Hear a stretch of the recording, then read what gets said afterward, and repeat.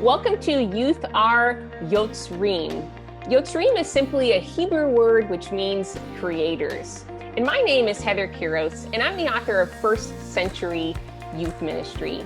And I believe when it comes to their faith, youth and young adults aren't just online consumers, but they're online creators. That's right. And I'm here with Cassidy, and Cassidy is a sophomore in college. And I had Cassidy a part of my youth ministry back in Illinois. And I was always so captivated, not just by Cassidy's beauty, but how her beauty always exemplified the glory and the love of God. And so I'm just excited to have this conversation with Cassidy today, because I truly believe that she's really one of those youth and young adults who are a kingdom worker. So Cassidy, welcome. We're glad to have you on this episode today. And the question that you and I are going to tackle is this. Looking back for you, I know for me, when I was a teenager, I thought my parents didn't have a clue, right? I just thought they didn't know a thing. And so, looking back on your teenage years, what's something that your parents did for you when it comes to your faith development that really helped you grow in your faith and that you really appreciate? Yeah. For me, my parents displayed who Jesus is. They showed me love. They showed me Christ-centered foundation on the Bible and on the Word, and the importance of reading the Word of God. They were a display. And honestly, family is the closest thing that we have. That's a ministry for us. Who we are with our family is the real us. And I was able to see, even though they were imperfect and I'm imperfect too, they were an example of who the Lord is. And from there, I had to find my own faith and I had to grow, but they gave me that foundation and that understanding of what it really means. So you said that they were imperfect, I was imperfect. And I think sometimes teenagers, they struggle with that. They struggle with allowing their parents to be imperfect. And so looking back on maybe those times when your parents didn't hit it out of the park, what were some things as a teenager, now as a young adult, that you wish you would have maybe thought differently about when it came to your parents and the times that they didn't always hit it out of the park? Yeah. Oh, that happens a lot. We had slamming doors. We had, thankfully, no curse words, but we did. We got at it quite a few times. Maybe it's because of our similarities.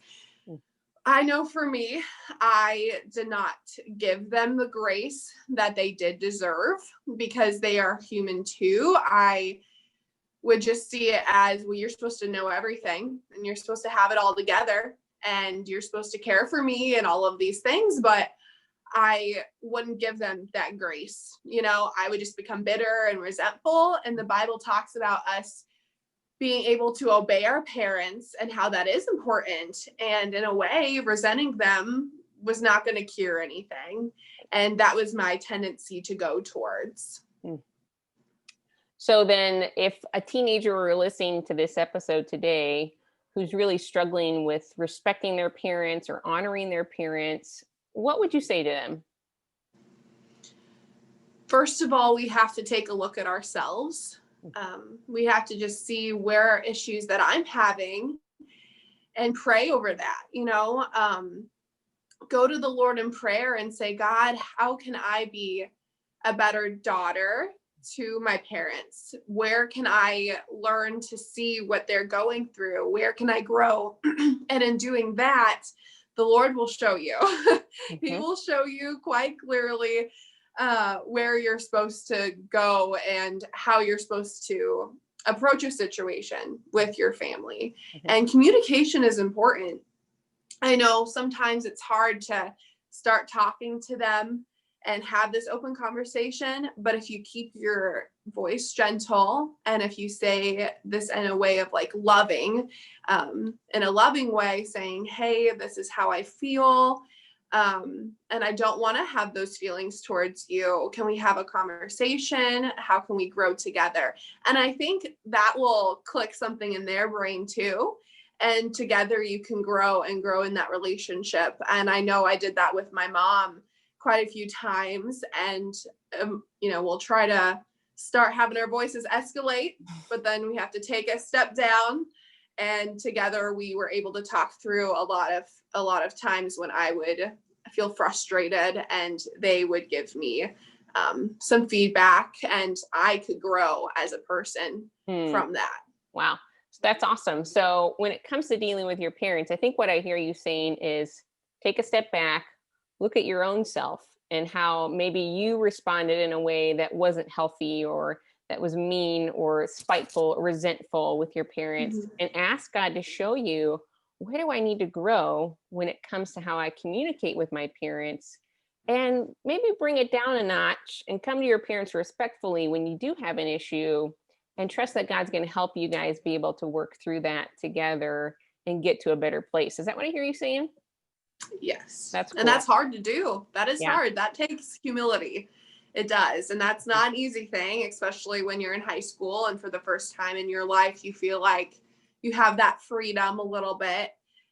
So it's hard to come to that place and see their perspective, but it's so crucial and so important to have a Christ-centered foundation in, that relationship between you and your parents. Yeah. Yeah. Because truth be told, most parents feel like they're failing a lot. And when it comes to raising a teenager, it's super hard, especially when they know that they don't have it all together. And when their teenager is highlighting all of their weaknesses, and when they're saying, well, you yelled and you did this and you did that. And what I hear you saying is, hey, let's have some grace for each other and try to come with a heart of understanding.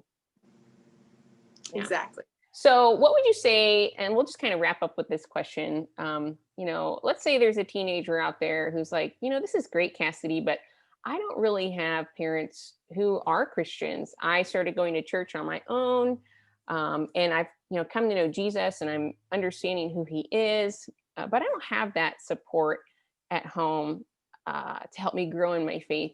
What are some encouraging words that you would offer to them, or maybe some ways that might be helpful for them as a teenager that would help them get plugged into a place where they could be surrounded by some other adults who would help them grow in their faith? Well, you are not alone in that. There are a lot of different situations, and I've been so blessed to have parents that have been together for about 25 years and a little sister with me, and I do feel very blessed by that. But I realize that that is not the reality for most, and you're not alone. And so with that being said, when you go to church, that can be an example to your parents. When you're being this new person, when God puts this passion inside of you, it can't be contained. And when it's genuine and when it's true and when you're seeking after the Lord, they'll see that, and something in them will click, and they'll be like, oh, well, what does she have that I don't? Wow. And just being who you are and your identity in Christ will be enough for them to want it too. So never feel like you're alone, because God sees everything and he knows you better than anybody knows you. And so you don't have to fear what they're going to say, because in the end, God is in control and you can trust him. So then, do teenagers who come from non-Christian homes still need to show the same amount of honor and respect, similar to how a Christian home would be? Sure. I mean, they do have to show that honor and that respect. Although if they are telling you to do something that is not what the word says, you can't listen to that. I mean, that's a whole nother ball game. You don't listen to somebody that's telling you to do wrong, because you will stray from your faith. So it's making sure that you are doing what's right and honoring them when you can and however you can. But when they tell you to do something that isn't of the Lord, you can't do that. Yeah. If mom and dad come to you and say, hey, clean your room, and you're like wanting to be fighting about it, yes, obey the Lord, honor your parents. If your parents come to you and say, hey, go help me with this drug deal, that's probably obviously a time where you need to draw the line, right? and honor the Lord in not doing what your parents have asked you to do. But Lord willing, let's hope that's not going on, right? Yeah. Yeah, Mhm. cool. So great, awesome, Cassidy. So I just want to kind of end today asking you to say something to your mom and dad, just a big thanks of appreciation to them. What would you say? Thank you for allowing me to grow in my faith and be different, and letting me be different and embracing that difference, because this is who God created me to be, and you guys are amazing. And honestly, I am so thankful for all that you have done and all that you are doing. It's kind of funny that you mentioned this, because last night I actually read a journal entry that I had written in college, and it asked us to talk about our family dynamic with each of our family members.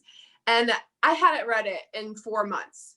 And I went and I was like, guys, like, I wrote a journal entry about you. Like, can I tell you about it? Hmm. And I ended up reading it to them. And my mom said she wants to put it in a frame. Wow. So it's just kind of funny that all got put together. Yeah. But they have done amazing things. So I'm so thankful for them.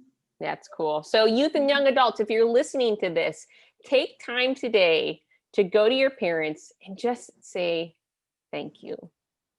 Hey, Cassidy, thanks for joining us on this episode of Youth Are Yotzrim, and we'll see you next time. Bye. Thank you.